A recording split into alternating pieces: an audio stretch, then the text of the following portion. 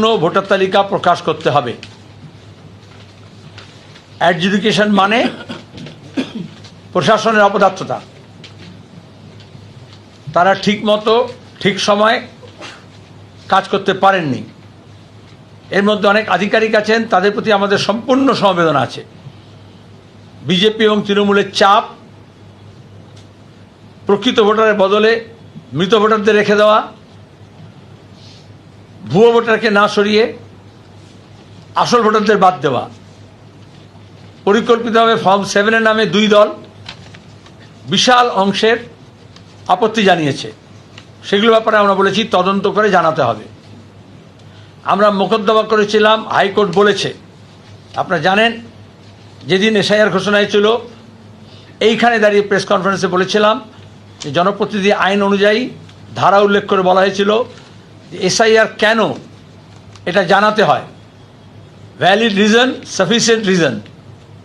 আমরা বলেছিলাম এটা প্রয়োজনীয়, ভয় এবং ভীতি সঞ্চার করা, আরএসএসের কর্মসূচিকে বাস্তবায়ন করা ইসিআই দ্বারা, আর বিজেপি তৃণমূলের বাইনারি তৈরি করা। যখন ফুল বেঞ্চ আসে তখনও আমি নিজে উপস্থিত ছিলাম সিপিআইয়ের প্রতিনিধি হিসেবে, এবং বামপন্থীদের কথা হিসেবে বলেছিলাম এই প্রশ্ন। তখন জ্ঞানেশ কুমার বলেছিলেন আমাদের ওয়েবসাইটে সব দেওয়া আছে, কেন করছি, কী রিজন। আমরা মামলা করেছিলাম। গতকাল হাইকোর্ট বলেছে 1 সপ্তাহের মধ্যে ইলেকশন কমিশনকে জানাতে হবে কোন ধারা বলে, কিসের প্রয়োজনে, কেন এসআইআর করা হয়েছে, তার যুক্তি হাজির করতে হবে, তথ্য হাজির করতে হবে। এটা আমাদের একটা প্রাথমিক জয় হলো। কিন্তু সার্বিক জয় তখনই হবে যখন সব ভোটারের ভোটাধিকার ফেরত পাবে। তারা নির্বাচন ভোটারদের বাদ দিয়ে নয়। আমরা প্রার্থী তালিকা ঘোষণা করলাম, কিন্তু প্রার্থীগুলো কোনো মানে রাখে না, যে নির্বাচক মণ্ডলীর অধিকার থাকে না। বামপন্থীরা মানবাধিকারের জন্য, গণতান্ত্রিক অধিকারের জন্য, ভোটাধিকারের জন্য লড়াই চালিয়ে যাবে। বাংলা বাঁচাতে হলে বাংলার মানুষকে বাঁচাতে হবে, তার মর্যাদা, তার সম্মান, তার অধিকার রক্ষা করতে হবে, এবং তার সঙ্গে দাঁড়িয়ে তার শিক্ষা, সাহিত্য, সংস্কৃতি, শিল্প, ইতিহাস, ঐতিহ্য, স্বাস্থ্য, হাসপাতাল, প্রাথমিক স্বাস্থ্য কেন্দ্র, তার চিকিৎসিত হওয়ার সুযোগ, অধিকার, তার বাসস্থান, তার পথ ঘাট, রাস্তা, শিল্প, কল কারখানা, আলু সহ সমস্ত ফসলের দাম, এবং 100 দিনের কাজ ফেরত পাওয়া, সেটাকে 200 দিন করা, শূন্য পদে নিয়োগ, বেকারদের কাজ, তার অধিকার, এই সব নিয়ে আসলে লড়াই।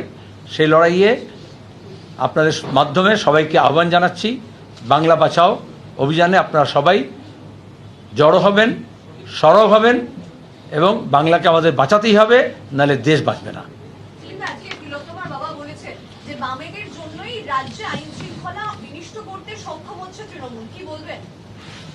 এটা আরএসএস এর শেখানো বুলি। তুমি যেমন SMS পড়ে বলছো, ওরা এরকম করে একটা হোয়াটসঅ্যাপ পড়ে বলছে।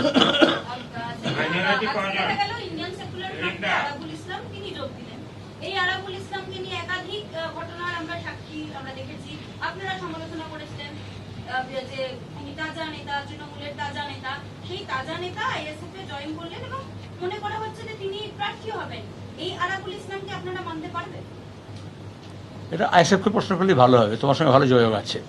বামফ্রন্টের নেতাদের জিজ্ঞেস করে লাভ নেই, উত্তর পাবে না, বলে দিলাম। যখন হবে তখন জানতে পারবে।